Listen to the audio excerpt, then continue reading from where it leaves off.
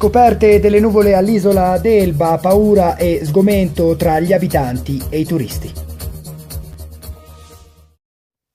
Benvenuti al TG1, come anticipato dal nostro sommario, una notizia di questa mattina: sono state ritrovate delle nuvole in cielo all'isola d'Elba. Abbiamo in collegamento la nostra corrispondente in luogo, in diretta, Bianca Ciolla.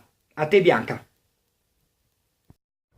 Buongiorno Viola, come hai anticipato ci troviamo qui all'isola d'Elba, precisamente in Valle delle Fiche, per mostrarvi quanto accaduto questa mattina quando gli abitanti si sono ritrovati con le nuvole in cielo. Dietro di me potete notare la vetta più alta dell'isola d'Elba, si tratta di Mussa Alta ed è la montagna più alta appunto dell'isola che è stata avvolta già all'alba da parecchie nuvole.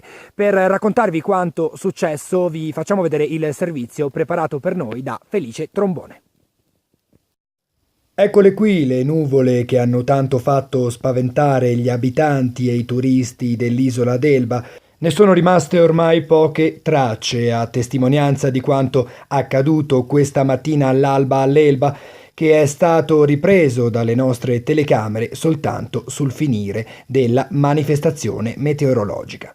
Alcune interviste sono state raccolte per noi da Chiara Mussalarga. Quando avete visto quelle nuvole, a che cosa avete pensato? Ma guardi, inizialmente si è pensato a uno scherzo, dico la verità, perché comunque all'isola d'Elba non si vedeva una nuvola dal 1964. Era impossibile pensare a una cosa naturale.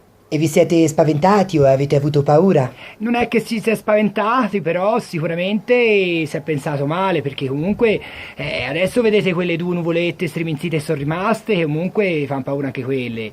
Però questa mattina quando ci si è alzati, mio marito non è andato nemmeno al lavoro, Le era mai capitato di vedere una cosa del genere? Ma guardi signorina, io mi trovo all'isola d'Elba che sono almeno 74 anni e infatti è da tanti anni che sono all'isola d'Elba che ho anche perso il mio accento calabrese e ho l'accento toscano adesso veramente sono veramente come dire costernata per aver visto queste cose che non avevo mai visto, perché le nuvole così da quando che sono arrivato non le avevo mai viste in tutta la mia vita. Sorella, ha paura di questa situazione? Io non ho paura, perché se questa decisione è stata di nostro Signore Gesù, io penso che questa debba essere presa come un miracolo del cielo contro la carestia. È il nostro Dio buono che ci salva e quindi bisogna sempre affidarsi alla preghiera e pregare tantissimo. Io da quando che sono arrivata di Germania non faccio altro che pregare,